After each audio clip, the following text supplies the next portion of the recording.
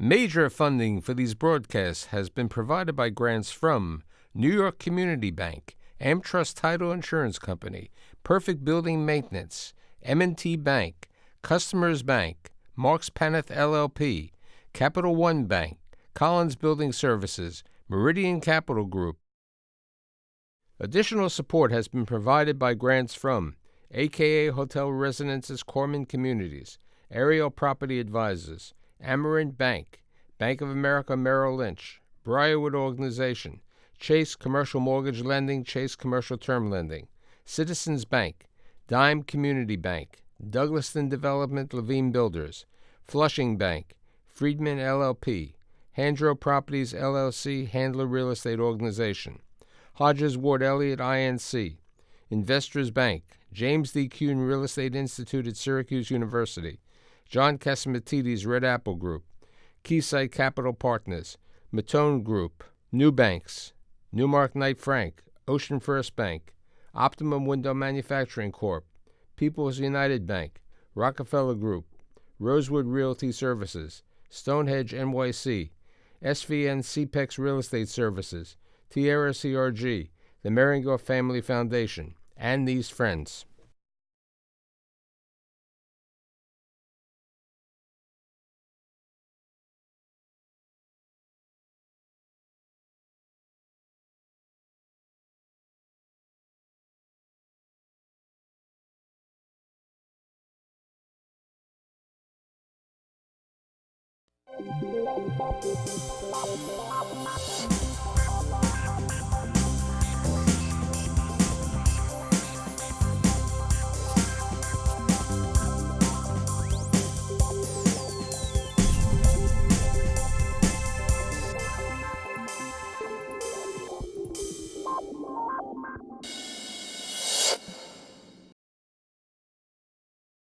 So the perception out there is that it's really difficult to own residential rental building in New York City.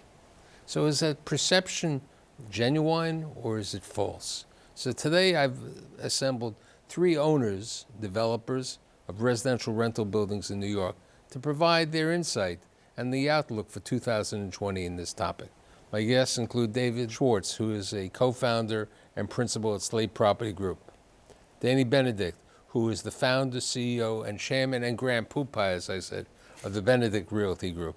And last but not least, my favorite Israeli over here, Ophir Yardeni, who is the chairman and CEO of Stonehenge NYC. So, David, you're also the youngest group over here. So how do you look at the market today? You know, June 14th came about. A lot of people said that the world has come to an end. A number of people are unhappy. How do you see the market? So, I think it's a big changing market. We think the market itself is, fantastic. New York is still the #1 place that people want to live, work, go to school, move back to when the kids are out. So we think the market's great. I think what happened in June, we saw it coming. I think it was pretty easy to see that coming, so I'm actually surprised a lot of people didn't, but it had huge repercussions on the market. For what we do, I think it's more positive than negative, but certainly the 100% rent stabilized buildings and things like that are going to have a significant decline in value. Do you think this lawsuit that's been brought about is going to change anything? I have no idea. I'm not a lawyer. I don't know if you guys have any. Are we talking about a year? Are we talking about 5 years? I think 3 to 5 years is really the time frame that you need. So what happens during the 3 to 5 years? You have how many apartments in New York City? We have close to 3,000 units in the city, of which I would say 2/3 are fair market and 1/3 rent stabilized. I tried in my last 25 years in the business, or 30 years in the business, to avoid to get involved with lawsuits. I think it will take 3 to 5 years.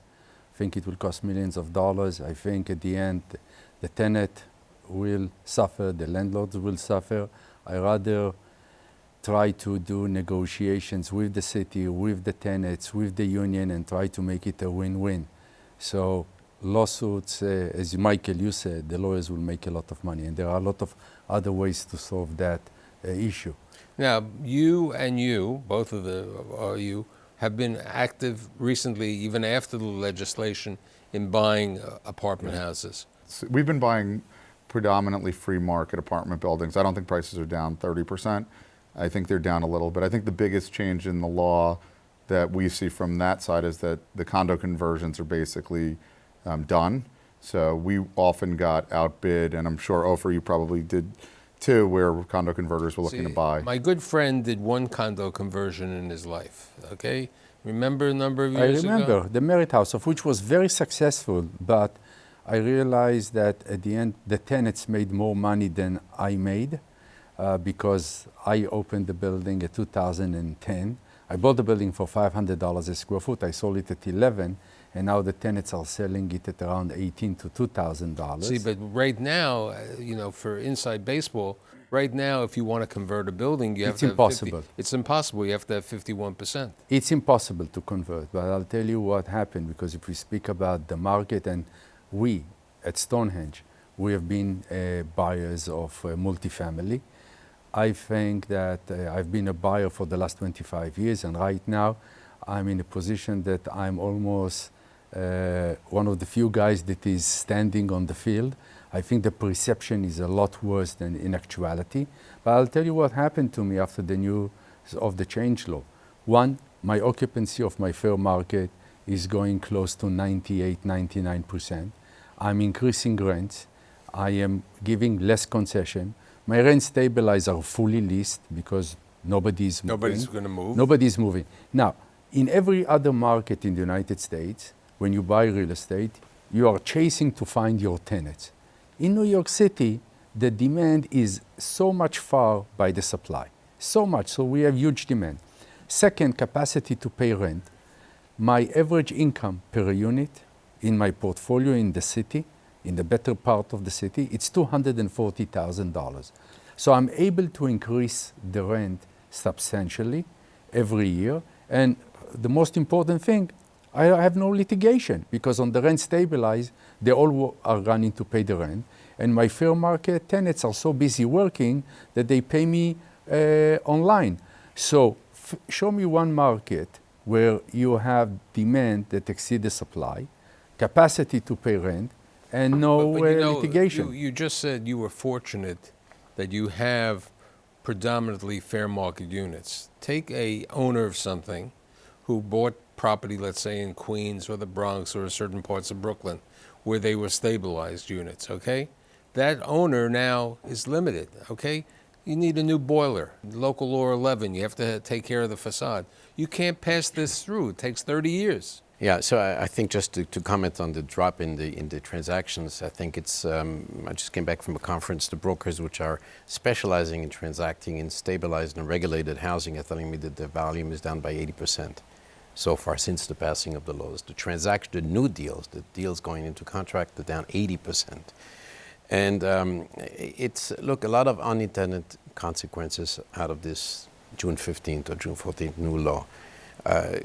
In essence, converting a building benefits everybody, benefits the residents, which finally are able to buy something, to buy an apartment. If the intent of the new law was to discourage or to give power to the tenant in negotiating pricing, it's simply not going to happen, because there are not going to be any conversions. Ofer says that he's less affected, but I think, you know, if I have a building in Brooklyn or in Queens and a stabilized tenant moves out, the upside in the rent is $200, $300, $400, and if we can't realize it, or you can only get $83 a month, but you're still not that far from where you were. The upside in rent-regulated apartments in your buildings moving out is many, many thousands of dollars. Yeah. And it affects, in essence, the effect on an owner of a stabilized building in Manhattan is much greater. But Danny, I completely agree with you that I would have rather had the rent stabilization law stay the way they were before the changes. But now, as a CEO of a company, as an owner of multifamily, I have to look and to see how can I still be in this business, and how can I create value in the portfolio that I have. I'm not one of those guys that says, I'm quitting New York, I'm leaving the industry. I love New York City. I believe New York City is a brand. People want to be here. I believe that the market is absolutely, as David said, the market is down in terms of pricing, but it's an opportunity, because I do not believe that the law, the way they were drafted, are sustainable. So I believe that after the new election in New York City that will happen in few years, there will be modification This to is this not New law. York City. You have to remember, this is a New York State law. And if you have a vacancy of less than 5%, this could take effect in other parts of the state. And many people believe that this law eventually is going to take effect on the fair market value also. I mean, you went to Albany, David. You were Right. there. What do you see? So I don't think that this law is changing for the better of landlords anytime soon. If anything, I think there's, I think the thing that people don't realize, I think that these laws are going to expand to probably every blue state around the country. You'll have some sort of rent regulation. I mean, they have it in San Francisco now. They have it in California. But they have it in Everything- Oregon. Washington. Right. So they're going to have it in New Jersey, and they'll have it in Illinois and places like that. And I think it's going to be quite some time before the repercussions are really felt that lawmakers would feel it necessary to go the other direction. So I don't see any changes coming out of Albany. I think the one thing that we might see is that the city will be forced to have higher rent stabilized increases when the board meets. I think I mean, they can't Of live with a which 1 to David 3%. is really contradicting to what the administration want to do. So I Sure. agree with you. Now, I don't believe that rent stabilization is going to disappear. I think that if you look at the trend in the United States and the trend in Europe is to protect tenants and protect tenant rights. And in fact, in Berlin, they passed 6 months ago a law that you can't increase rents in the next 5 years. So we see we see a very radical movement on residential, and it will happen on retail and in office. yes. But I believe there will be modification for the apartments improvement and for the MCI, because at the end of the day, it's not just that landlords are affected and the tenants, it's the trades. Yeah. And I see a lot of trades that they lost their jobs, if it's roofer, plumber, electrician, So I and agree they are with you. voting too. I agree with you. I just think it's going to take a lot longer. I think it'll take a lot longer for that to become somewhat of a movement. Think about how long they tried to get rid of the decontrol. So the tenant lobby fought for that for many years. And they only succeeded because the Congress and Senate changed. So if you have to have few senators, and I think you need like 7 to change it, and if you can influence those guys that are in Westchester or Not happening in New York. Danny?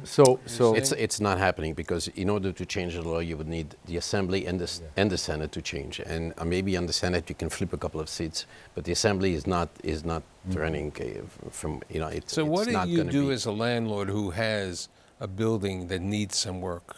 How do we handle this? I mean, you have a 50-year-old boiler, a building that you. What do you do? So you alluded to the fact that I'm the senior member of this this gathering here today. So I Next to me. remember next to you. That's right. So I remember the days when buildings were neglected, where you drove around the Bronx and even some areas of Brooklyn, and you had bumped out buildings, and they were city took them over and gave enormous tax breaks for people to come and rehabilitate the building. And we would, when we had a leak, we'd patch a roof, and we'd try to get this boiler to go as long as possible. The cities first started with the J51 program, which was a great program, and it's still a good program, but what happened in the last 20 years is that the stock of housing, of privately owned, regulated housing, improved tremendously for the benefit of tenants. If I had an apartment which vacated, I didn't, 25 years ago, you painted it and cleaned the fridge, and now you completely renovated the apartment in the last 20 years, and you put in the kitchen, you put in the bathroom, you retiled it, you put whatever had to be done to make the apartment really nice. And at the end of the day, these new laws are hurting the tenants because the real cheap apartments somehow are not making it to the market. And the other apartments, there's so much demand because of a lack of supply that you really are touching upon the most, I think, the biggest unintended consequence, which is really lack of supply is just going to raise the rents and increase the For the fair market. Sure. fair Fair market. Yeah. Right. Fewer units. They're going to be higher rents, like Ofer said. They're already sky high. And every year, how many rent stabilized apartments would turn So 8 to we 10,000? But we used to 90% take 10,000 units as an industry and turn them from rent stabilized to fair market. That $10,000 units, it's like new, think about it, it's almost like new construction that suddenly Right. is available. That 10,000 units were capable to home house around 14,000 people because people are sharing. So now, where those people are going to live? By next year, you're going to have headlines. Crisis in the multifamily in New York City. Tenants have no place to live. And it's not because of us, the landlord, it's because there is not enough inventory that is available. So I'm expecting rents to increase. And I'm not like Danny. Our properties are in Manhattan. I'm not in a position not to renovate. 70% of my units in the building are fair market. So I still invest in technology. I still invest in lifestyle. I'm still renovating units. Yes, maybe I'm renovating less, but I need to compete with what the tenants need. And I believe that with respect to the conversion, I've been talking about it for the last few years, I don't believe people want to buy today apartments. People are moving from the stability of home ownership to the flexibility of renting. Okay, here's a question, because David's the only one sitting here who's building new. Why are you building new today? You know, New York is so undersupplied as a city, it's out of control. So the reason that we love New York as a market, as Ofer said, you don't chase the tenants, they chase you. You have an apartment that's vacant, you're renting it. There's, you know, maybe a handful of places in the country that are like that. So the amount of supply, we're starting at negative 10,000 units a year, right? And we're not starting from zero, we have negative 10,000. So the supply, New York's economy is still strong, everybody wants to live here. As Ofer said, people don't want to buy, they're selling houses in the suburbs or in other cities, moving to the city, whether they're buying or renting, they're coming here. And really, we have an undersupply. So I think that if you can figure out the right markets, do you think they're going to sense. change the rules to make, as opposed to the 70-30, to make it worse than that? Because now they're talking about the possibility of take away from the 70, possibly 5% for the homeless. The current law isn't up yet. So I think the current 421A law has about 3 or 4 years left. I'd imagine that when it comes up, again, if the makeup of the legislature is the same, that there'll be significant changes to it. But as of right, you know, over the next few years, there's nothing that's going to change just because that was just passed a few years back and it has some time to it. But if the legislature goes the same way, I would imagine that the next time it's up, it'll be significantly changed. What's the situation with landlords holding apartments, vacant apartments? What's the benefit to the landlord? I rent them. So we haven't held them vacant, but let's take an example. Imagine you have an apartment that somebody's been living in for 40 years, and the rent is, you know, $200 a month, and you get that apartment back, and you have to spend $60,000, $70,000 to bring it up to code, but you can only rent it for $200 a month or $250. You might not spend that 70 or 80, or you might not have the 70 or 80 to spend. It might not even be a choice to, you know, in the old days, you'd spend that money and you would get, you know, 1/40th or 1/60th added to the rent. So you might not physically be able to, because if an apartment's been occupied for 2 years, you could just paint it. But if it's been in shambles, I'm sure you've had some buildings with apartments in shambles. Of course, the cheaper rents are usually at that level because the tenants have been in occupancy for a very, very long time. And in that case, the apartment have not been renovated, and they need an enormous investment. And you cannot, it doesn't make any economic or any rational sense to invest $40,000, $50,000 or $60,000 in an apartment and get the $200. I mean, the taxes are 5 times as much. And these apartments will remain vacant. But I know you, as one of your lives, you're involved in the banking community. As a banker, how do you look at that if an owner came to you saying, I'm keeping the apartment vacant? I think that as a banker, we don't look at individual apartments. We You look at the rent roll, the total rent okay? roll. So now you've lost $200. So I mean, Right, $200 isn't which is negligible, minimal. And It's also lowering the water and the whatever it costs. So it's. But you see, I think that the critical question really is the stabilized units on the market. The average stabilized rent in New York City is about $1,600. I think to some of the recent DHCR records of $1,580 or $1,600. And the market is not that much higher than that for an apartment in Brooklyn, a 1-bedroom in some areas of Brooklyn, Queens, the Bronx. That's where the market is. So you really, this was a political, really much more of a political new law and a revolution, which the same politicians who chased away Amazon are the ones who, in essence, passed this, but they're not helping the tenants. I have 2 other questions. Sure. Co-living. Yes. Okay? Some of the new buildings, like in Long Island City and certain other places, are we seeing co-living? What's the situation today? So first of all, about the co-living, if you look at all those big companies that try to do the co-living, they failed miserably. If it's the WeWork that they try to go and to create a co-living. But Common is still surviving. And Common is surviving, but how many units they have and how they can grow the business how scalable is this business. Now, when I came to this country in 1985, I did co-living. I share my apartment, a one bedroom with another person. But you couldn't wait to get out of there. No, it was not so bad at all. But I'll tell you, it wasn't like the co-living, like the communal, like they are trying to do, like the kibbutz, where people are going to share the kitchens and they are going to share the amenities and I want the younger generation to talk about the co-living. I'm glad I'm still considered younger generation, so thank you, Michael. I think there's going to be a place for it. I think it's probably a smaller place than people think. I think there'll certainly be a place for it. We have, New York is a city of 9 million people. So you're building new buildings. Are you building anything with co-living? We're not building with we're not doing anything yet with co-living because we want to see sort of as the business models evolve, but we are taking things that we've learned from them in terms of community and sort of designing some apartments that can easily be shared. So whether it's the current model, which is a co-living company rents the whole building and you rent from them or they manage it, versus what we're doing, which is looking at people may have roommate situations, people may want areas that they can have events and do more of that kind of communal living, and they may be through different apps finding roommates that they don't know already. So I think that's happening, and we're designing apartments thinking about that. So we don't have the ensuite bathrooms, and we have shareable apartments. So I'll tell you what's happening, and again, it's because of technology. It's that we are starting Stonehenge Flex to do furnished units, where we are giving the tenants the ability to choose if they want to rent for 6 months or longer, and they can do it on the application, on the iPhone or iPad or any other vehicle. And they are able to rent a completely furnished unit. That, if you ask me if it's going to happen, absolutely.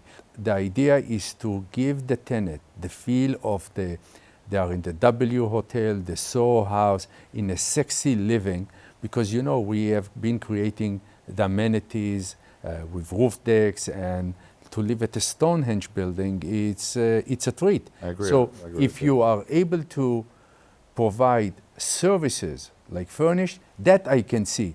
Do I believe that 25 people will live in a one bedroom like the Seinfeld show? No, I don't believe that people in New York wants to live like that. And that's not the American dream. Danny, what are you doing today to adapt? First of all, to adapt, I continue to do what I do, manage the buildings that we own properly, and continue to invest in them, despite the fact that we're not going to get an immediate return on them. You don't want your building to go down to if it needs a certain investment, and we take advantage of some of the J51 programs, which are the mod rehab programs, and we are able to get substantial decreases in our real estate taxes. And I continue to buy. I think that what we haven't touched upon now is the fact that on the price that we are able now to find regulated or to buy regulated houses in decent neighborhoods for a cap which is approaching 6%. And I might as well buy a 6% cap on Ocean Parkway rather than 5.5 today in the middle of Tennessee. The key for me is price per square foot. If I can buy a building in the Upper West Side, Riverside Drive, for $400 a square foot in the 80s, that's a buy. And I know that we have been holding property sometimes for 10, 15, 20 years. The market will change. And by being patient, we are going to make a lot of money. Dan? No, we continue to buy also fractured co-ops and condos. And I'm actually building 50 co-op units on the property owned by a very large co-op in Queens. And these are, you have to find niche product that you continue. Yeah. Why in a very not good condo? market, Bayside, in good market.